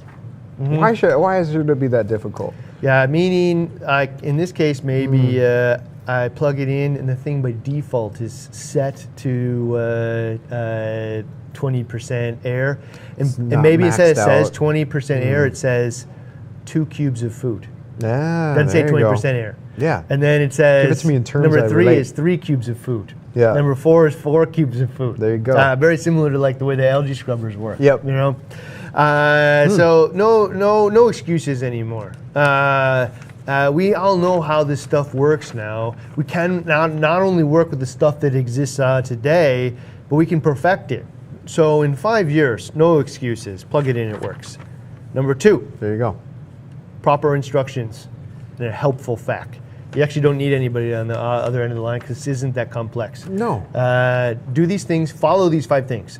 And if you go and do 4 of them and it doesn't work, come back and do the 5th other 2. Yeah, do the other one. All right. So this is actually super important to me. A skimmer that progresses with the stages of your tank. Interesting. Okay, meaning in the beginning I put 1 cube of food in because I got 3 fish. Well, you know what? 5 years from now I got 20 fish and I feed 2 cubes of food twice a day. I want a skimmer that works with both of those bioloads. Both of those bioloads, again, going back to the soap analogy, right? Yeah. With a little bit of soap, as well as 4 times as much soap. Yeah. I want to be able to adjust the air up, or in this case, down to begin with. But I don't want to have to buy the skimmer 3 times between now and 5 years from now, as I need better and better skimmers. I want to buy the skimmer once and have it scale with me because that's half the price. Yeah. And frustration. So, and I want it to be explained in the marketing materials and a commitment as to why this thing will do that. Yeah. It's possible. This is not just this is your last skimmer, but this is your 10-year skimmer, and here's how you start. This skimmer will last between 1 and 5 cubes of food a day. And once you get past 5, honest. Buy the next size of tank. Yeah. All right. I want the parts available. Yeah. Yeah. So if a skimmer thing breaks, even the impeller's common, the snail falls in there. Yeah. But what happens if I drop the lid, the cover, the bottom thing snaps off? Something. I don't want to have to buy the whole damn thing over again, and I don't want to wait 6 months. And when you say, we'll get one in for you in 3 to 4 months from China, most of the time it just means we're going to forget about it. Hopefully you forget about it wanting this in 3 to 4 months because I'm probably going to tell you it didn't come by then. And when I say probably we're going to, not us, somebody else. Parts. I don't know. Have parts available on hand. You brought this thing to the United States and you're going to sell it to the people that live here. provide proper support to the people that live here as well. Okay. All right. Big idea here. Okay. We already hinted to it. So rather than adjust the foam height, make the right foam using the pump engine, the foam engine down here. Yep. And then adjust the collection height. Please. Yeah. There's a lot of ways to do this, but it's going to mean changing away from the design a little bit. Yep. Adjustable cup. I will tell you, to some degree, the recirculating designs do that. So like the telescoping arm here kind of does that. Oh, on the Bubble King Deluxe? On the Bubble King Deluxe. Yeah. It's a different way of doing it, but one of the ways it does this is because it doesn't deal with the head pressure the exact same way. Yep. I can change the head pressure in here differently. Yeah. So not all the way. It's a step in that direction. Right. But let us stop, changing, or let's start collecting, create the foam we want, and then change how we collect it, Yep. rather than changing all the other dynamics of the skim. All right. Go build one of those, somebody. So let's also have adjustable neck sizes. I saw that one in the comments too. Yeah. Like, hey, I want to swap this out early on. So I want maybe a smaller one. Maybe this thing has a little ring in the side of it, and I have a smaller tube. That's 1 cube a day. Yeah, and so if I want to, in the beginning, I don't know, you could sell me one with 3 of these different sizes. There you go. Or you make me buy it later. I don't know, whatever. But give me the ability to change it. Yep. And so, if you don't have this thing, the other thing is actually, can I buy the whole cup that's different? So be it. If you don't have the ability to machine this thing this way, because I don't know any other skimmers that do it this way. But yeah, give me the ability to swap out the way that it's collected, so that skimmer will actually help me span from the beginning all the way to the end.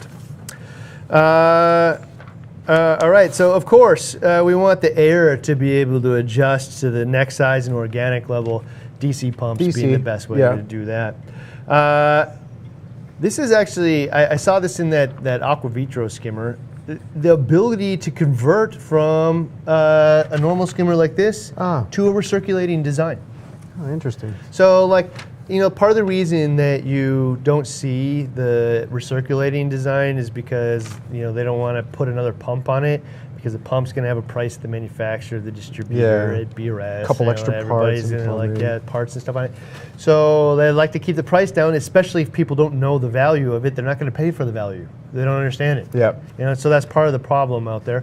So what if we could bridge that gap and then make the skimmer actually have a recirculating design in it, where you can kind of switch back and forth if you want. If I want to upgrade my skimmer performance, I can plug that little hole there and put a pump on the side of it. Buy a no pump, not a whole new skimmer. I was like, well, why? Yeah, well, I don't.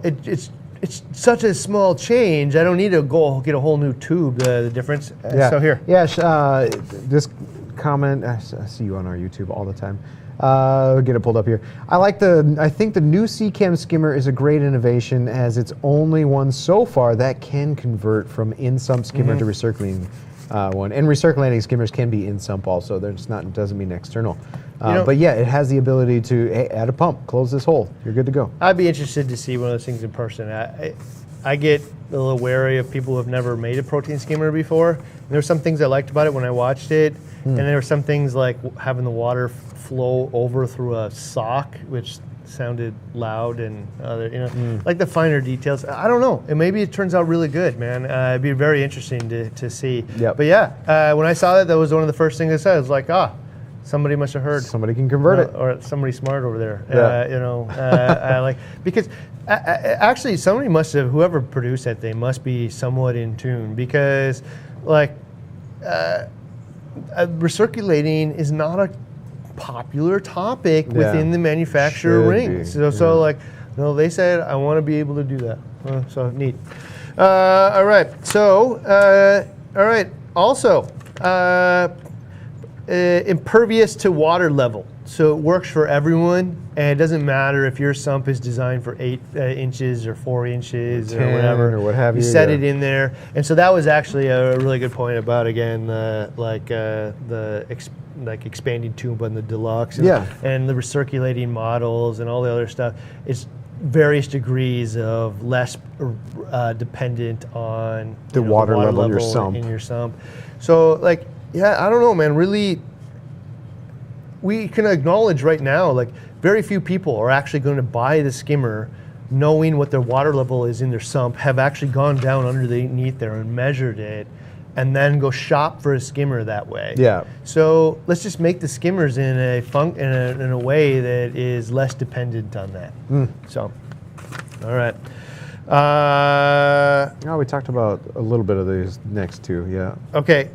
Also, another one has a carbon cup on top. I mean, you were mentioning the only way for air to escape out of this skimmer is right up here through the top. Okay. So, yeah. And it's fish poo. Yeah, I walk into my fish room and it stinks like poo in there, right? Rightly so. And I'm like, what is it, man? Why is it stinking here so bad? And it's because the thing is working really well, by the way, and so it's covered in poo. The water here is poo, but the inside of the tube is filled with poo. And air is blowing right past the poo just like a fart, and then it's blowing out these little holes in the top of the skimmer into the room. Like carbon makes up to a little, I don't know. Only this tall, about an inch tall, that covers the whole thing, rests on top. Yeah, so carbon in it. What Good if to we go. made a little lid on the top that just solved that problem, either aftermarket or came with the skimmer, that had an inch of carbon and sat on the top of the skimmer? No more farts. Easy peasy. Yeah, no more fish The farts in my skimming house. collector cups have that, so why not apply that to the actual skimmer? Well, that's another reason actually for me to go to the skimming collector thing. It Yeah. says kill the fart smell in There my you go. house. Yeah, I don't know. Okay, so also related to that is the CO2 scrubber built in. Yeah, So we talked about the. Was it? No, it wasn't yesterday. Was it yesterday? No, the day before yesterday. We were talking about pH and just making, instead of hooking your CO2 scrubber to your skimmer, and now it's working dual purpose, just having a CO2 scrubber, but you can easily just make an add-on canister for a skimmer, and now it's CO2 scrubbing. this is probably like the $1 million idea right here. Yeah. You're waiting for it. So what we're found in the last couple of years here is that the single best way to, or I shouldn't say best, the single way that is most universally applied, helps the most people solve pH issues in their tank most consistently, is scrubbing the CO2 out of the air that interacts with the skimmer. Just works really easy Really and well. The problem is it burns through the media every couple weeks, and you got another $12 thing you need to buy every 2 weeks. Now I'll tell you, if you're spending $100 on frags and it grows twice as fast because of that, it was probably $12 well spent. But wouldn't you like to get rid of that $12, you know, as well? So there's a recirculating design where you can just suck the air out of the top and feed it back in, and it doesn't need fresh air to work. Yep. And so here's the $1 million idea. It isn't just the recirculating element of it. It's, let's accept that this tool isn't here just to remove turds. It's actually here to promote gas exchange in the tank, add oxygen, but also like strip out the CO2. Yeah. You know, or like not add excess. I shouldn't say strip out the CO2. Not add excess CO2 from the room into the tank. Yeah. It's So- getting enough from all the other surface area. Design the skimmer to do that very thing rather than make somebody do it aftermarket after the fact. By 2025, somebody will have done this because it's just too obvious. This is that piece where you go definitely from good to better to great. I now have the thing that gets rid of the turds. It also solves my pH issue. Even better if you have installed solenoids on it and to control, valves to allow me to Peg make your adjustments pH. to it. Yeah. Pinch valve would probably work really well. So, you know, that I think somebody that accepts what this tool is, one of the things it's great at, and then designs it to that purpose will have great success in the marketplace. All right. Also, not ozone ready, which means it's got some plastic that won't get chewed up by ozone. Designed for ozone. Like if you think you might need ozone anytime down the road, here's the ozone ready lineup.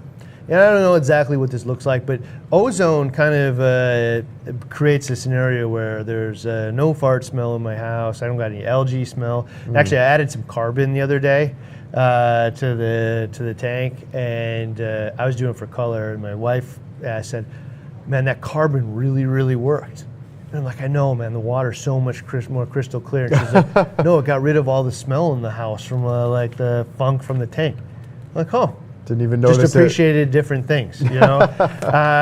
And so she actually appreciated that, but ozone will just keep it out all the time. The problem with it is you need to remove the ozone from the air, and preferably also from as much as you can from the water. And so really easy to put a little cap the top off here with some carbon. Everybody can do that. It's a little harder to figure out the contraption that where the air or the water is going to leave here and then pass through carbon and also be removed. It's just like all this DIY projects and stuff. So design a skimmer that actually, again, gas exchange, in this case being ozone. This is the greatest way to inject the ozone into the tank. Sometimes there are some reactors that work well too, you should research, but in this case, design a skimmer that actually does that from the box, and somebody doesn't have to like retrofit it and glue 14 things to it and then wonder if it's going to work. Design it for that purpose, and you'll watch it explode, because people have been talking about ozone for decades, and the only thing holding people back from switching from carbon to ozone is doing it safely and doing it easily. So that'll be really interesting to see if that materializes in 2025. Long shot, because it's still murky on the conversation. I don't know. It'll be really interesting. Somebody might hear this, like some manufacturer might hear this thing, hopefully, and say, "Oh, I could solve that. Yeah. I would like to make $1 million." All right. So auto top off when the skimmer cup is full. You know what? Regal does that. The Elite does that. Everyone should do it. I didn't see this on here, but I was going to add that in too. I think that was one of the best additions to come out of skimming was you included a float switch inside my skimmer cup, so I never overfill my skimmer again. Like, ingenious. Like, the only other way that I've been doing that is with an aquarium controller. Yeah, so they put that little float in the top here, and then when it hits here, it just turns off the pump, right? Done. And the reason that that's nice is so a lot of times when it gets full like that, all of a sudden it's like foam coming all over, spraying all over the place. And I gotta tell you, I've seen a lot of people's tanks underneath their tank. It is not what I'd call fireproof. Yeah. So like you don't want water spraying all over the place, and you don't want to clean that mess up either. Who wants to clean up fish turds sprayed all over everything? So more also, skimmers with float valves. Yeah, give me another. But if you're gonna give me one float switch, give me two. And so have it turn off when the sump level's too high too. Oh yeah, there you go. Because that's actually the cause a lot of times is I turn off my return pump fails, I do maintenance, any number of things where the sump level goes up, head pressure decreases, foam starts spraying all over the place. All this nice thick skimmate that I had collected but I hadn't poured out yet suddenly floods into my tank, so let's have these things turn off, because this is a super common problem. Yep. Super common problem. It's actually one that we found the resolution to with the recirculating skimmer sitting inside the sump of the 750. The feed pump, the Varios feed pump, has its own float switch, and the skimmer itself, the recirculating Varios skimmer, has its own float switch. And that's exactly how we have it set up. Yeah, that's a perfect way. Awesome. So we also have adjusted air, DC. Let's get some high-end hang-on or all-in-one skimmers, man, because if you look at the E170 in my office, and I just gotta say, it's not bad, but it's not my favorite skimmer that comes with the Red Sea all-in-one, whatever that thing's called. If you allowed me to, I would put something much nicer in there. And just because it's small doesn't mean it's uncared for. Right. Like, this is one of the nicest tanks that looks here, and I would like, to put effort into it. So, especially, when it was a younger tank and harder. Now the corals are just sucking all the nutrients up. It really doesn't matter as much now. But in the early stages, especially for less experienced reefers, they had these things on auto water changes and stuff that most people wouldn't have. Yeah. So, let's get a better skimmer. So somebody should make a high-end hang-on, and take special note of the type of tanks that are out there The that somebody's likely to put all-in-ones this and- on. yeah. Those E-series tanks is definitely one of them. Mm-hmm.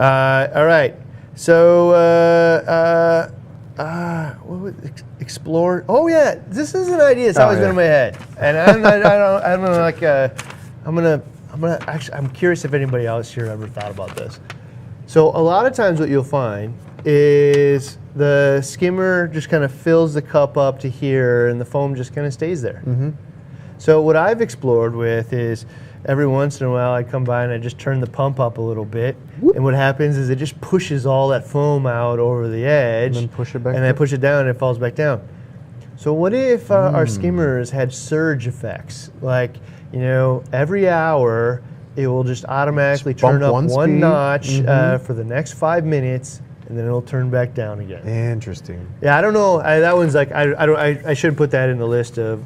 You know what? In the list of 2025, we should explore that and find out if that's an advancement worth incorporating into the design. I wonder if you could get that done with something like a 0 to 10 volt control pump and program it in every hour, go to 50% instead of 40%. And then I'm gonna try it. you could do it. You I could do can- it with I can do it now. 0 to 10 volt control. Yeah. So these pumps, I believe, are 0 to 10 volt compatible. Somewhere right there. right there, yeah. Yeah. Okay. So I have this. I'll let you know. I'm going to test it at home. There you go. So the Apex allows you 0 to 10 volt control these things. I'm going to do it. Somebody I'm with a gonna try Varios pump do it too. I'm going to try the surge effect. There you I will go. share it. Follow my Facebook. That's where you find all the little nerdy stuff. Beerus TV guy. And if it's not 10%, go 20%. Just play around with it. Yeah, I don't know. That'd be cool. All right. So the other part of this is 2025. Between here and there, you can absolutely expect to see more Beerus TV investigates. Like, let's just keep finding out more and more about the tools. And I know somebody out there said that we made it the most complex thing, but we're just trying to evolve the knowledge. Like, instead of just sharing the stuff that we all think works, let's just regurgitated test it as much as we information. can, Yeah. and find out the answers to the equation. And like my little bubble one thing was an analogy that was stuck in my head, but when we go and test it, we find out that's absolutely true. So yeah, I don't know. All right, so we made it. Oh, you missed. We got still got questions. All right, it's been 2 hours. We got 2 hours. Yeah, we on got it questions here. We're gonna make it over the edge. All right. All right. What do we got? Dead Drop says, I was in a reef club with one of the guys who started ETS downdraft skimmers and still have one of the first models. That's cool. That's really cool. Yeah, so I actually what I bought was a used system. And so I didn't research and get ETS, but I bought a used system from a local club member to be able to grow frags in it. Yeah. It was a 110, and I realized that 110 was just not the right shape or size for that type of thing. But it came with that. The only problem I had with it was just so loud. It worked. It just was really, really loud. Love my Bashia Twisted Skimmer. All right. No, all right. I don't have any experience with that one. Nope. Let's see. Paul says, yep, Life Reef, MTC, I think too. I'm not sure what that was pointed towards. Jason Fogler says, Red Sea, Berlin. Oh, this is when you asked for skimmers that worked really well for others. So the Red Sea Berlin, Venturi, the Turbo Floater 1000. Is that a thing? Oh, the Turbo Floater 1000. You don't know that thing? No, I don't know that thing. I mean, that is good for you. I think it was about 20 years ago. I was probably hitting the edge of the Turbo Floater 1000. That is the skimmer from back then. Cool. I also saw in there one about, where is the other one? RK2. So, or K2. So if you see those guys, they make commercial skimmers. You'll see big, huge, giant towers. Didn't we have one of them in here? Yeah, they came in here and showed us one that's run off of like you had to buy your own pump and stuff for it. Yeah, I remember but it was like a homemade, or not homemade, version for home. My only feedback to them was that you shouldn't make people buy their own pump. Because it's just a nightmare. Find a way to get a pump in there. Yeah, tell me what pump I need for it and package it with it, because if you don't put a pump on it, then and I think it's kind of like a downdraft skimmer. I don't think it was a needle wheel. It's a different, like a cross current downdraft type design. But if you just tell people to go buy a pump, everybody's performance with it will be different. Satisfaction will be really low. So I think the only thing we were ever waiting for from them is to pair it with an actual pump. So RK2 is on there. Patrick says, almost forgot that the mesh wheel was an upgrade to many needle wheels at the time. And there were, different from the needle wheel. So do you remember the mesh wheel? I can picture so what it people looks like. were taking, I can't remember, the Ekinmet or some kind of mesh, you know, and they were clipping off all of the needles, or most of them, and there was like this kind of like a thinner Brillo pad that would absolutely suck in way more air, and especially during a time when the needle wheels weren't as good as they could be. It was a huge upgrade. I totally forgot about that, actually. And so that was like a DIY upgrade, and I think some skimmers actually took it and then created it. The problem was that the longevity of it. They didn't last as long. They tended to jam, and maybe they weren't as balanced. I don't know. But. Paul says the mag drive pumps also doubled as great heaters for your tank. That's true. Okay, that was one. I did a test on that. Actually, I had a mag 12 on my tank. I couldn't be like, it was boiling the water. I ran it in like a 5-gallon bucket. I'm lying about boiling. Okay, it was hot. Yeah. I was trying to test how much water it would add, but those mag drives added a lot. Well, even these reef flows on our water change systems, if you run those all day and come back the next day, you got warm water. And that transfers through the shaft. Yeah, it's interesting. Interesting. This one I think is a joke, but because of Tim the Toolman Taylor. But Donald Christman says Binford 9000 skimmer. Yeah, we should get one of those for sure. Greg Carroll, ATI Power Cone was the best skimmer that no one knew about. Smallest bubbles in a skimmer. Truly like shaving cream. This one was interesting, actually. So the ATI Power Cone, somebody here, the guy that like Aaron, who does the Neat Aquatics little portal holes. Oh yeah. He went to a trade show with me to like one of the I don't know if it was it must have been a Macna actually at the time, and in the raffle he won this thing.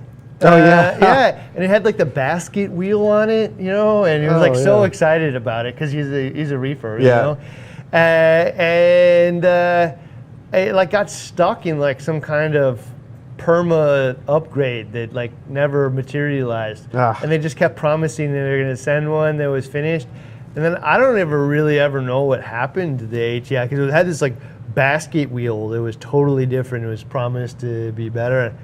I mean, I was always coming ready to bring this thing in, that it just never really materialized. I'm gonna maybe I'll have to call Greg up and ask him what his experience was. Let's see. Navy Diver Gary says my first one was a SWC 120, but he didn't like it. Let's see. Patriot 66 says the recirculating are all external, not in the sump, right?